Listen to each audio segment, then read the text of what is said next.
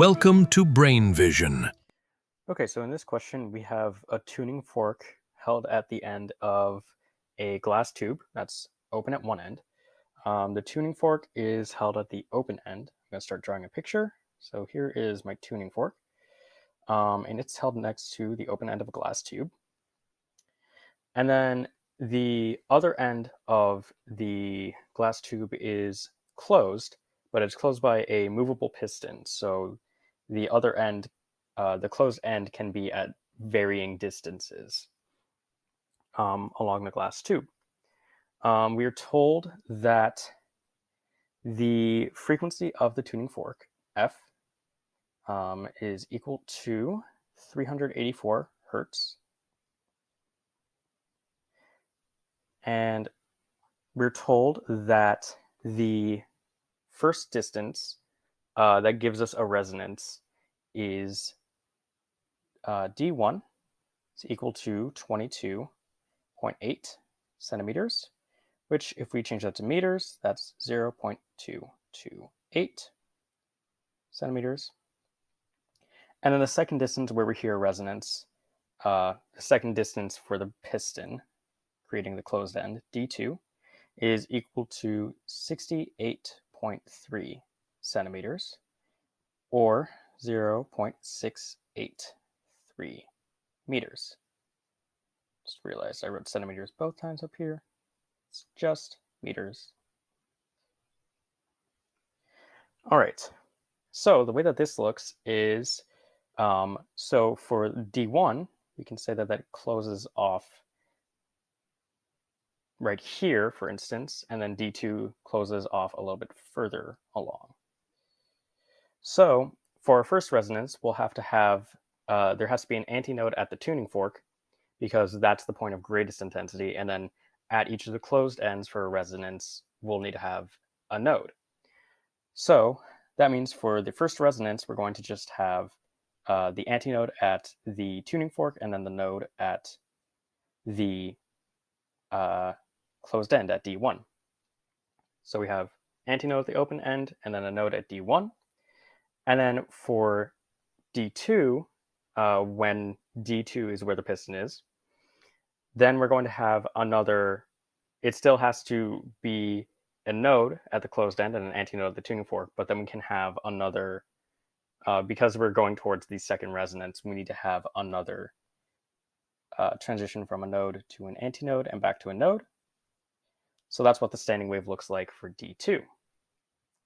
Now, using this, we can see that we want to find in part A, we want to find the implied speed of sound with this data, because we're given the frequency and we're given information to figure out the wavelength, but we want to figure out what the implied speed of sound is, because in the question we're told that the air in the tube is heated above room temperature, which means that our speed of sound wouldn't be the regular 343 meters per second. So we want to find our speed of sound. So what we can do is we can see that when the piston is at D1, that means that D1 is going to be 1/4 of lambda, or lambda over 4, because it just goes from an antinode to the adjacent node. And then you need 4 times that space to get a full wavelength going. And then in D2, you'd need, or D2 is 3/4 the wavelength, because in order to get a full wavelength, I'm going to go ahead and erase part of this just to kind of illustrate this a little bit better, because that is the actual path, shape of the wave here. It goes from, a positive antinode to a node, and then down to the negative antinode, back to a node. It needs to get to the positive antinode. So we haven't quite completed a cycle yet when we've, from the open end to D2. We've created 3/4 of a complete cycle, so 3/4 of the wavelength. So we can use any of this information to figure out what the total wavelength would be. The way that I ended up doing it when I was solving it on my own is that I looked at D1, the distance between D1 and D2. And I saw that that was half the wavelength. You can do it any way. You can use it by saying that 4 times D1 is the wavelength, or you can say that 4/3 of D2 is the wavelength. But I'll just show you the way that I did it. So I said that, hold on, need the pen. There we go. I just said that D2 minus D1 was equal to lambda over 2. This is actually a slightly more complicated way of doing it, but there's nothing wrong with it. It'll get you the right answer. So if we then multiply both sides by 2, we get that 2 times d2 minus d1 is equal to lambda. So then we also have the formula that v is equal to f lambda. We have a formula for lambda, and we are given the value of f, so we can then just say that v is equal to f times 2 d2 minus d1.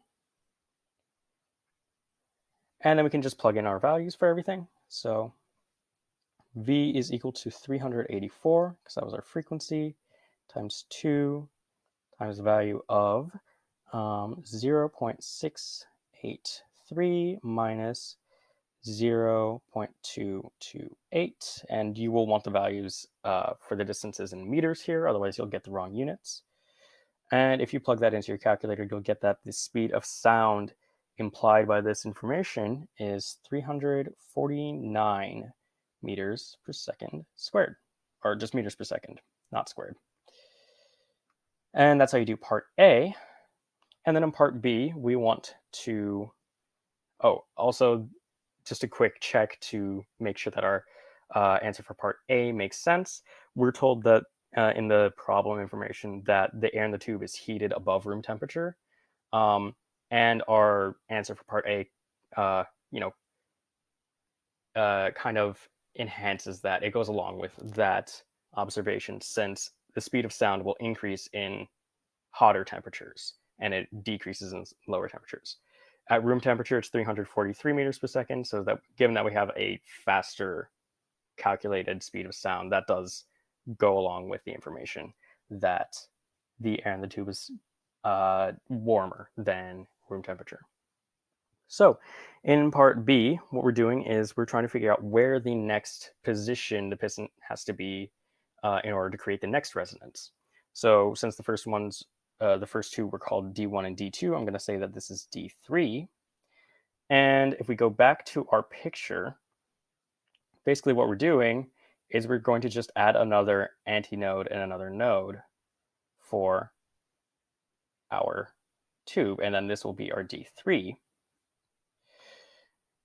If we look at our picture, we see that this is slightly more than a wavelength. It is actually 5/4 of the wavelength. So the length of this tube, D3, is going to be 5/4 the wavelength. And so we scroll down here, and then we can go ahead and say that D3 is equal to 5 lambda over 4.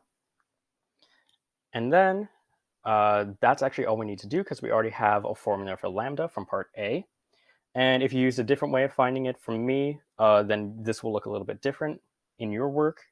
But using the formula that I found, which was that lambda is equal to 2 times d2 minus d1, we just plug that into here.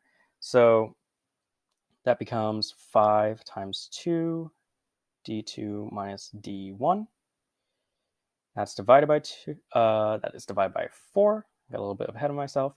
So 2 divided by 4 is 1/2, so we can cancel that out there and then say that this is instead 5/2. So we have 5/2 times d2 minus d1.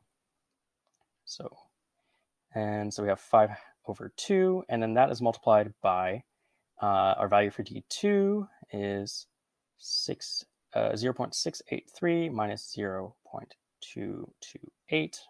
Our value for d1.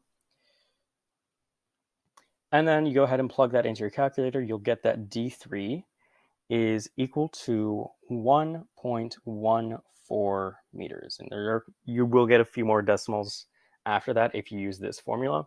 but we only need 3 sig figs for this problem. So your answer will be 1.14 meters. And that is how you do this problem.